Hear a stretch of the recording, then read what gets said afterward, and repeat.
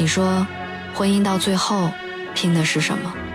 我见过婚礼上颤抖着说我愿意的眼泪，也见过凌晨厨房里独自刷碗的背影。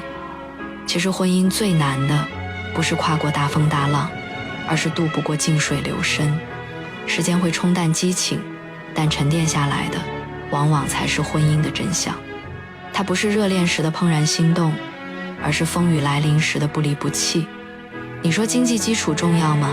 当然重要，但比银行卡余额更重要的是他在压力下的情绪稳定，在疲惫时依然保留的教养，在分歧时选择的沟通而非指责。所以真正让婚姻走到最后的，从来不是年轻时的心动标本，而是共同进化的生命力，忍受琐碎的慈悲，重建对话的勇气和共同叙事的能力。